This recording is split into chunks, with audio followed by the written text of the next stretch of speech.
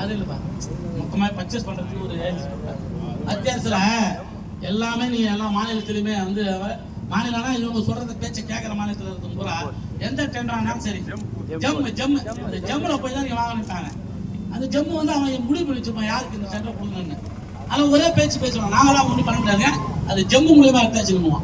இப்போ வந்து லேப்டாப் பூரா ஜம்மு மூலியமாக வாங்கிட்டோம். நாங்கள் அந்த ஜம்மு தான் பிரித்து கொடுப்பான் யார் யாருக்கு எவ்வளோ தரணுன்றது. இப்படிப்பட்ட கேவலமான ஒரு சூழ்நிலையை இதை பண்ணி இருக்கிறீங்க. எங்கேயாவது இந்த ஆட்சி வந்த பிறகு ஏதாவது ஒரு 10 கிளாஸ் ரூம் கட்டணும், காலேஜை கொண்டாடணும், செஞ்சிருக்கலாம், இல்லை வந்து மருத்துவக் கல்லூரியில் இருக்கக்கூடிய முறைகளை தெரிஞ்சிருக்கலாம். எதுவுமே கிடையாது. இப்படிப்பட்ட ஒரு மோசமான நிலம். அதே பெருமையாக சொல்ற விஷயத்தை சொல்றோம். நீங்க வந்து பெருமையாக எதை சொல்லணும்? நாங்கள் வந்து பாரதிய ஜனதா வந்த பிறகு பாண்டிச்சேரியில் இருந்த கடனை பூரா தள்ளுபடி பண்ணியிருக்கிறோம். பண்ணிட்டோம். பாண்டிச்சேரிக்கு நீங்கள் இவ்வளோ நாளாக கேட்டுருந்தீங்களா மாநில அந்தஸ்து, அதை கொடுத்துட்டோம். பாண்டிச்சேரிக்கும் சென்னைக்கு நடுவில் இருக்க ரயில்வே வந்து நாங்கள் கொண்டு வந்துட்டோம். காலகாலமாக கேட்டுருந்தாங்க எல்லாருமே. இப்போ நாங்கள் வந்த உடனே ரெட்டை இன்ஜின் போட்டு ஸ்பீடாக போய் நாங்கள் வந்து சென்னை டு நாகப்பட்டினம் வரைக்கும் அப்படியே ஒரே மார்க்கமாக போகிற ரயிலில் கொண்டு வந்துட்டோம். பாண்டிச்சேரி ரொம்ப நாளாக கேட்டு இருக்கிறீங்க விமான விரிவாக்கம், இருந்த விமானத்தை ஓடாத பண்ணிட்டாங்க. ஏதோ ஒரு போய் பிள்ளைங்க ட்ரௌசர் போட்டு நாங்கள் பெங்களூர்லேருந்து வந்து போயின்னு இருந்ததுங்க. அந்த ஃப்ளைட்டும் இப்போ இல்லாத பண்ணிட்டானுங்க. இவங்க ஆட்சியினுடைய ஸ்பீடு அதுதான்.